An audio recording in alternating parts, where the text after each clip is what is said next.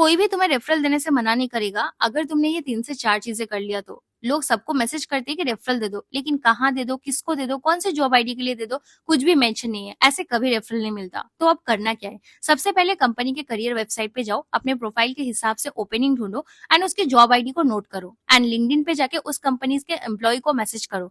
अपना short introduction दो and बोलो कि तुम इस रोल के लिए अप्लाई करना चाहते हो एंड ये जॉब आईडी है। क्या वो तुमको गाइड कर सकता है कि सिलेक्शन के चांसेस बढ़ने के लिए किस चीज पे तुमको काम करनी चाहिए?